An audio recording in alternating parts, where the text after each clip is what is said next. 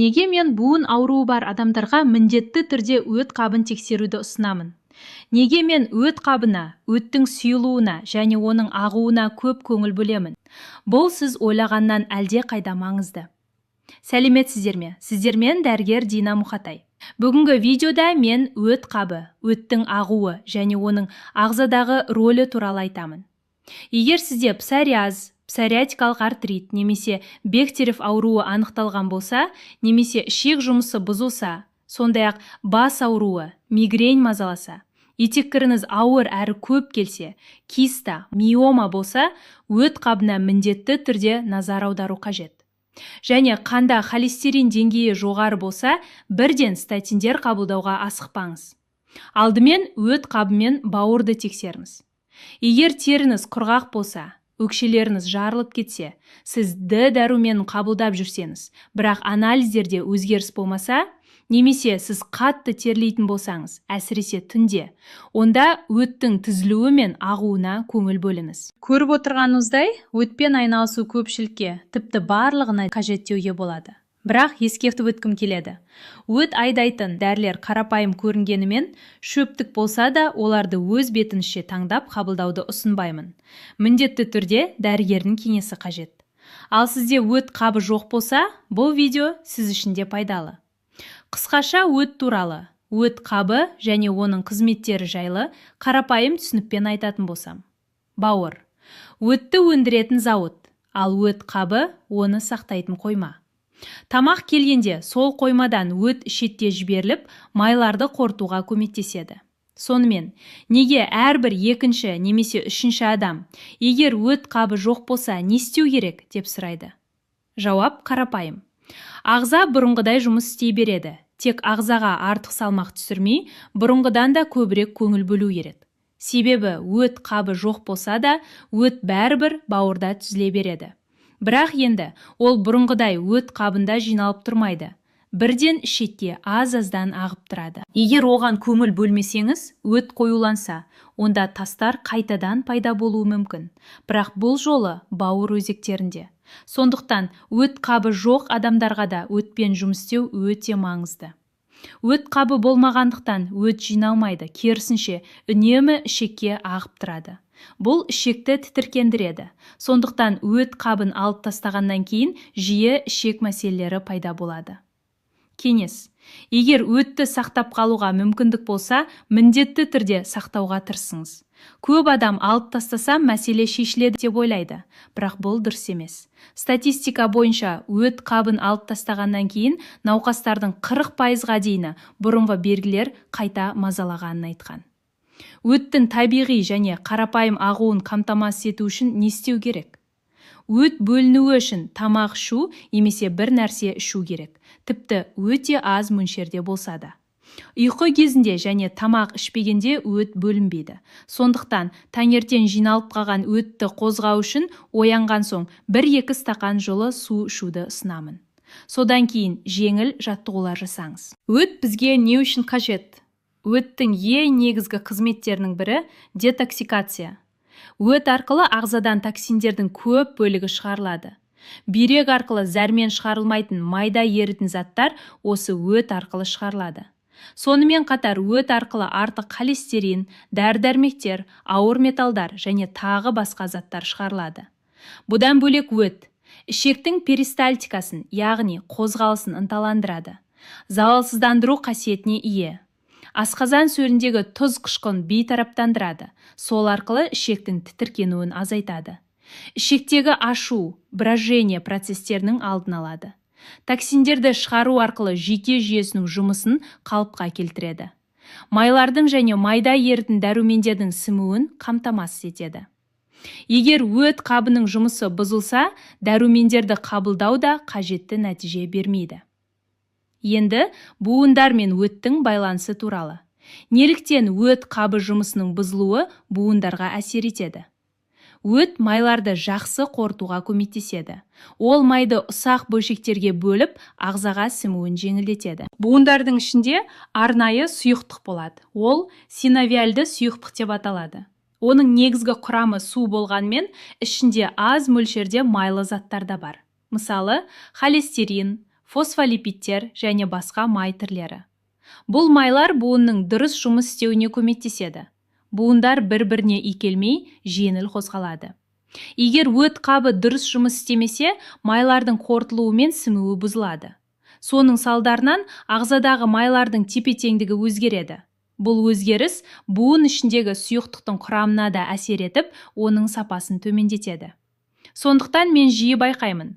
Бала кезден өт қабының дискинезиясы бар адамдарға әдетте ештеңе істеудің қажеті жоқ. Бұл тек анатомиялық ерекшелік деп айтады. Бірақ уақыт өте келе мұндай адамдарда буындар сықырлап, ауыра бастайды. Әрине, кейін басқа факторлар да қосылады. Артық салмақ, буындарға түсетін жүктеме, жеткіліксіз физикалық белсенділік, дәрумендер мен минералдардың тапшылығы. Сондықтан буындарды емдеу кешенді түрде жүргізілуі керек. Соның ішінде өт қабы мен өттің жағдайын да ескеру қажет. Енді өт қабы мен өттің жұмысын жақсарту үшін не істеу керек? Ең қарапайым кез келген адам бастай алатын нәрсе бұл жылы су ішу. Көп мөлшер қажет емес, бірнеше жұтым жеткілікті. Ең бастысы су асқазан ішек жолының шырышты қабатын күйдірмеуі тиіс. Келесі қадам. Өт айдайтын желчегонный дәрілерді қабылдамас бұрын алдымен өттің қоюлығымен жұмыс істеу керек. Неге бұл маңызды? Өте қою өт тастардың пайда болуына әкеледі. Мұның бәрін ультрадыбыстық зерттеу қорытындысынан көруге болады. Біз спазмды азайта аламыз, өттің бөлінуін ынталандыра аламыз, өт ағуын жақсарта аламыз. Бірақ егер өт қою болса, оны айдау қиын және қауіпті. Сондықтан ең бірінші қадам өтті дайындау, яғни оны сұйыту. Енді сұрақ, өтті қалай сұйытуға болады? Бірінші қадам себепті анықтау. Негізі өттің қоюлануына гормоналды препараттарды, кальций препараттарын ұзақ уақыт қабылдау, ұзақ ашығу, түрлі диеталар және поливитамин кешендерін бақылаусыз қабылдау әсер етеді. Келесі қадам дұрыс су ішу режимін қалыптастыру. Егер сізде таза су ішу әдеті болмаса, оны міндетті түрде қалыптастыру керек. Күніне 2-3 литр ішіңіз деп айтпаймын, бірақ су сіздің өміріңізде болуы тиіс. Келесі стресс мәселесін шешу. Қалай қаласақ та, қаламасақ та, стресс ағзада өтті қоюлатады. Сондықтан міндетті түрде стресс деңгейін төмендету қажет. Ол үшін ұнайтын музыка тыңдау, тыныс алу жаттығулары, ән айту, дауыстап оқу, яғни сізді босаңсытатын кез келген әдісті қолданыңыз. Келесі тамақтануды реттеу. Күніне 2-3 рет тамақтану. 2 рет тамақтану бәріне бірдей сәйкес келмейді. Сондықтан көбіне 3 рет тамақтану ұсынылады. Тамақ арасында міндетті түрде жылы су ішу керек. Тәтті, ақ ұн өнімдерін шектеу қажет. Келесі, іш қуысы ағзаларына ультрадыбыстық зерттеу, яғни УЗИ жасау. Жалпы, өтті сұйылтатын препараттарға мыналар жатады. Амин қышқылдары, таурин және глицин, фосфолипидтер, соның ішінде белгілі лецитин. Урсо-дезоксихол қышқылы, көпшілікке урсосан ретінде таныс. Бұл видеода мен дәл осы урсо-дезоксихол қышқылына тоқталамын. Сіз урсосан тек өт тастары болғанда және оларды ерту үшін ғана қолданылады деп ойлаған болуыңыз мүмкін. Бірақ олай емес. Урсосан бұл кеңінен танылған гепатопротектор. Өт тастарын ертетін тиімді құрал. Бірақ оны қолдану көрсеткіштері бұдан әлде қайда кең. Бірінші, урсо-дезоксихол қышқылының өзіне тоқталайық. Неге біз дәл осы қышқылға мән береміз? Бұл қышқыл қалыпты жағдайда адамның өтінің құрамына кіреді. Негізі өт құрамында басқа да өт қышқылдары бар. Олардың кейбірі ағза үшін зиянды әрі уытты. Ал урсо-дезоксихол қышқылы керісінше, сол зиянды қышқылдардың әсерін тежейді. Зерттеулер көрсеткендей, урсо-дезоксихол қышқылын ұзақ уақыт қабылдау қауіпсіз. Өйткені ол табиғи түрде өт құрамында бар және ағзаға пайдалы әсер береді. Әрине, тек көрсеткіш бойынша міндетті түрде дәрігермен кеңескеннен кейін қабылдау қажет. Енді урсосан препаратының емдік әсерлері туралы айтып өтейін. Урсосан құрамында урсо-дезоксихол қышқылы бар. Бұл зат өттің түзілуі мен ағуын жақсартып, оны сұйылтады және өт қабының жұмысын күшейтеді. Соның арқасында ас қорыту жеңілдейді. Ол өттің құрамын қалыпқа келтіріп, холестеринді ертуге көмектеседі. Нәтижесінде холестериндік тастар біртіндеп кішірейіп, кейбір холестериндік полиптерге де оң әсер етеді. Сонымен қатар, ішекте холестериннің сіңуін азайтып, қандағы деңгейін төмендетуге ықпал етеді. Урсусанның қорғаныш қасиеті де бар. Ол уытты өт қышқылдарын азайтып, асқазан мен ішектің шырышты қабатын қорғайды. Бауыр жасушаларын зақымданудан сақтайды. Бұдан бөлек ол антиоксиданттық және қабынуға қарсы әсер көрсетіп, ағзадан токсиндерді шығаруға көмектеседі. Кей жағдайларда, мысалы псориаз сияқты ауруларда, жалпы емнің бір бөлігі ретінде жағдайдың жақсаруына әсер етеді. Осы кең ауқымды әсерін ескере отырып, урсусан өт қабының әртүрлі ауруларында қолданылады. Мысалы, бауыр циррозы, гепатоз, әртүрлі гепатиттер, өт тас ауруы, егер тастар холестеринді болса және 2 сантиметрден аспаса. Сонымен қатар урсусан келесі жағдайларда да оң әсер береді. Гастроэзофагиалды рефлюкс ауруы, панкреатит, аутоиммунды аурулар, псориаз, бехтерев ауруында, әсіресе бастапқы кезеңдерінде.